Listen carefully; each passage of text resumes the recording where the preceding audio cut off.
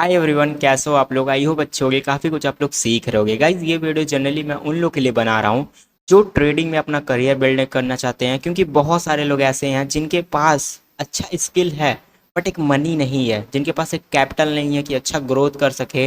और किसी के पास ऐसा मनी है तो बट उनके पास स्किल नहीं है। तो ये सारी चीज़ें एक कॉमन पॉइंट की तरह हम लोग नोटिस करेंगे एंड ये सारी चीज़ों पे हम लोग आज डिस्कस करने वाले हैं। तो वीडियो काफ़ी इंटरेस्ट होगा, काफ़ी कुछ आपको सीखने के लिए मिलेगा। एक ट्रेडर बनने के लिए आपको क्या करना पड़ता है? ज़्यादा से ज़्यादा आप बोल सकते हो sir hard working, well done, focus and दूसरा तीसरा आपका होता है स्किल। तो स्किल कहाँ से हम लोग सीख सकते हैं? स्किल तो मैं आपको सिखा ही दूंगा। हार्ड वर्किंग भी आप मेरे साथ कर ही सकते हो। एंड सेकेंड पॉइंट पे आता है कि आप जो चीज़ें फोकस कर रहे हो वो आपके ऊपर डिपेंड करता है। मैं आपको चीज़ें सिखा रहा हूँ, आप चीज़ें ऑब्जर्व कर रहे हो, बट आप चीज़ें कितने अच्छे से उसको इम्प्रूव कर रहे हो ये आपके ऊपर डिपेंड करता है। ट्रेडर बनना इतना भी ईजी नहीं होता है, या बोल सकते हो आप सक्सेसफुल ट्रेडिंग बनने के लिए भी इतना भी आपको डिफिकल्ट नहीं होता है। बट अगर आप चीज़ें इन्वॉल्व कर रहे हो, हार्ड वर्किंग कर रहे हो, पेशेंस रख रहे हो एंड एक प्योर चीज़ें आप ऑब्जर्व कर रहे हो, तो मैन भी आप ट्राई करो, आप प्रॉफिटेबल ट्रेडर कन्वर्ट हो जाओगे। बट मैं आपको पॉइंटर के हिसाब से बताऊंगा जिस तरह से मैंने ट्रेडिंग में इन्वॉल्व किया था, ये सारी चीज़ें मैंने सीखा था, वो सारी चीज़ें मैं आपको कैसे सिखा सकता हूँ या किस तरह से आप वो सारी चीज़ें अपने अंदर स्किल के अकॉर्डिंग इम्प्रूव कर सकते हो। फर्स्ट पॉइंट ये आता है कि सर ट्रेडिंग करने के लिए हमको कैपिटल चाहिए। एंड कैपिटल अगर हमारे पास है तो फिर हम एक अच्छा अमाउंट भी क्रिएट कर सकते हैं। बट जनरली कभी ऐसा होता नहीं है, क्योंकि बहुत सारे लोग ऐसे भी हैं जिनके पास स्किल तो है एंड बोल सकते हो बहुत अच्छा स्किल है, बट उनके पास कैपिटल नहीं है। बट बहुत लोग के पास ऐसा है जिनके पास कैपिटल भी है, बहुत सारे मनी भी हैं, बट वो अच्छे से पास उनके पास स्किल नहीं है जिससे कि वो अपने पैसे को ग्रोथ कर सकें। तो आज के वीडियो में हम लोग इसी बात पर टॉपिक पर डिस्कस करने वाले हैं कि किस तरह से हमको अपने रिस्क को मैनेज करके चलना चाहिए, अपने एक रिवॉर्ड को मैनेज करके चलना चाहिए, किस तरह से हम लोग ट्रेडिंग करियर में इन्वॉल्व हो सकते हैं। देखो एक पॉइंट हमेशा याद करो, ट्रेडर बनने के लिए आपको बहुत ज़्यादा हार्ड वर्किंग लगेगा, बहुत ज़्यादा आपको चीज़ें इन्वॉल्व करने के लिए फोकस लगेगा एंड बहुत सारी चीज़ें आपको टाइम देना पड़ेगा मार्केट में। आप सोच रहे हो 2 घंटे 4 घंटे मार्केट को ऑब्जर्व कर लिया, open market of market, but वो सारी चीज़ें तभी काम करेंगी जब आप फोकस करोगे। एंड फोकस किस तरह से हम लोग कर सकते हैं, इसके ऊपर बहुत सारे पॉइंटर मैं वीडियोस बनाने वाला हूँ जिसके लिए आपको और ज़्यादा हेल्प होगा। एंड मैं ट्राई करूँगा कि किस तरह से ट्रेडिंग करना चाहिए, किस तरह से इन्वॉल्व होना चाहिए, या क्या चीज़ें एक बेस होती है, एक सेटअप क्या होता है स्लो स्टडी ग्रोथ करने का। ठीक है, तो चलो आज की वीडियो को मैं ट्राई करता हूँ आपको सारी चीज़ समझाने के लिए, किस तरह से एक अच्छा ट्रेडर अपने कैपिटल को ग्रोथ कर सकता है, और जिनके पास कैपिटल नहीं है वो कैसे अपने स्किल के अकॉर्डिंग कैपिटल को और ज़्यादा ग्रोथ आउट में ला सकते हैं। देखो ये पॉइंट हमेशा याद रखा करो, ट्रेडर बनने के लिए आपको हमेशा प्रैक्टिस बहुत ज़्यादा इंपॉर्टेंट है। लोग बोलते हैं कि सर मैंने 2 घंटे चार्ट देख लिया, 4 घंटे चार्ट देख लिया एंड चीज़ें समझ नहीं आ रही है, दिमाग से उतर जा रहा है, या कोई चीज़ें दिख रही हैं बट हम ट्रेड नहीं कर पा रहे हैं। ये सारी चीज़ें तभी आते हैं जब आप लर्निंग फेस में रहते हो।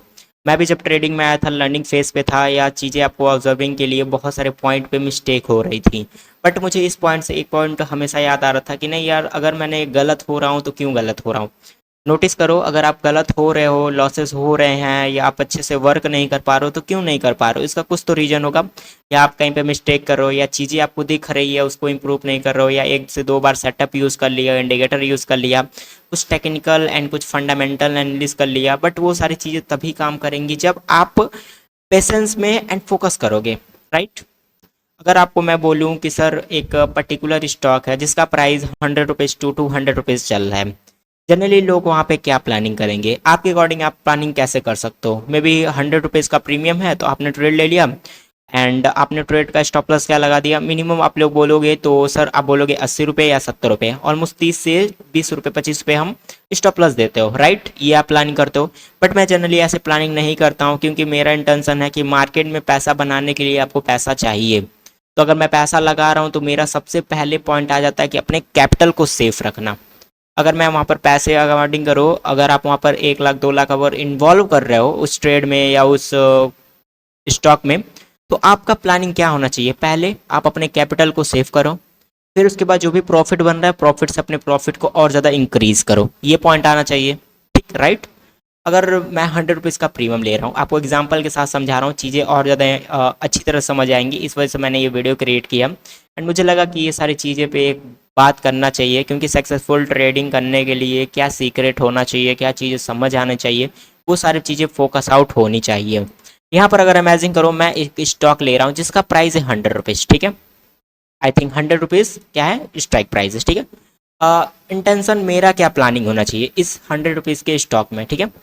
एग्जैक्टली मैं आप बोलता हूँ तो सर 100 रुपीज़ के प्रीमियम में अगर मैं 100 रुपीज़ पे बाइंग कर रहा हूँ, पहले मैं क्या देखूंगा, चार्ट पैटर्न, किस तरह से ये पिछला मोमेंटम था, किस तरह से ट्रेंड था, क्या ये प्राइस गिरते हुए फॉलिंग कर रहा है या फॉलिंग करने के बाद एक अच्छा मूव किया अपसर साइड में।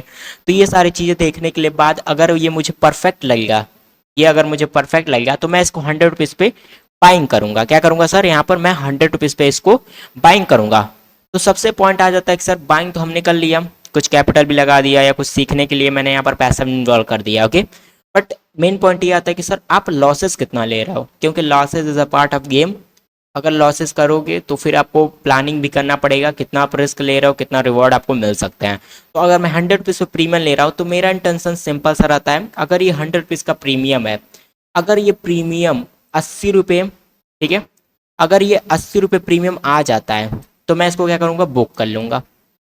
क्या करूँगा सर, इसको मैं यहाँ पर बुक कर लूँगा, क्योंकि मुझे पता है अगर ये 100 रुपीज़ को ट्रेवल आउट कर रहा है, बार बार एक ही लेवल को टच आउट कर रहा है, प्राइस ऊपर जा रहा है, 100 रुपीज़ गया, फिर 95 रुपीज़ आया, 92 रुपीज़ आया, फिर 92 से ऑलमोस्ट 98 गया, फिर 100 को 101 गया, फिर 100 के बाद फिर यहाँ पर ये 99 आया, फिर 105 गया। अगर ऐसे ये मूव कर रहा है तो मे भी ये स्टॉक क्या हो सकता है, एक बेस आउट क्रिएट कर रहा है, लोगों को दिख रहा है कि सर ये इन्वॉल्व हो रहा है, धीरे धीरे प्राइस मूव कर रहा है। बट एक पॉइंट हमेशा याद करो, ट्रेडिंग में जब भी आप स्टॉक बाइंग कर रहे हो या ऑप्शन बाइंग कर रहे हो, पॉइंटर के हिसाब से अगर मार्केट को मूव करना होगा तो वो स्लो स्टडी पैटर्न्स के अकॉर्डिंग मूव करेगा। बट अगर इसको फॉलिंग करना पड़ेगा तो ये ज़्यादा वेट नहीं करेगा आपको, क्योंकि पता होगा सेलिंग इज ऑलवेज फास्ट। अगर सेलिंग करना होगा तो ये मतलब बहुत तेज़ी से फॉल करके आपका एसएल हिट कर देगा, ठीक है। तो मैं सिंपल से पहले रहता हूँ, अगर मैंने 100 रुपीज़ पे बाइंग किया है, सिंपल सा 100 रुपीज़ बाइंग किया, 80 रुपये का एसएल लगाया, अगर ये 80 रुपये का एसएल वन टाइम हिट कर देता है, ठीक है, अगर मैंने ट्रेड लेते ही अगर ये हिट कर देगा तो फिर मैं इन्वॉल्व हो जाऊंगा, क्योंकि वो स्टॉक में फिर मैं फोकस करना स्टार्ट कर दूंगा। लोग बोलते हैं कि सर अगर एसएल हो जाता है तो फिर हम लोग स्टॉक प्राइस चेंज कर देते हैं, या बोल सकते हो आप स्टॉक चेंज कर देते हो, बट मैं ऐसा प्लानिंग नहीं करता हूँ। अगर मेरा स्टॉप लॉस हंट हुआ है तो वो क्यों हुआ है, क्या उस स्टॉक में पोटेंशियल नहीं था मूव करने का, क्या वो स्टॉक जो था वो सही टाइम पे हम लोगों ने बाइंग नहीं किया था। बाइंग प्राइस और स्टॉप लॉस प्राइस, ये दोनों चीज़ें स्विंग तभी होती हैं जब हम ट्रेडिंग करियर में इन्वॉल्व होना स्टार्ट कर देते हैं। अगर मैंने इसको 100 पे बाइंग किया है, 80 रुपये ये प्रीमियम आ चुका है, अगर मैंने लिया यहाँ पर 100 रुपये स्टॉक एंड ये सडनली मतलब मेरा एसएल हिट आउट कर दिया, तो फिर मुझे लगेगा कि हाँ ये एक स्टॉक अच्छा हो सकता है जो आने वाले टाइम में एक अच्छा मोमेंटम दे सकता है।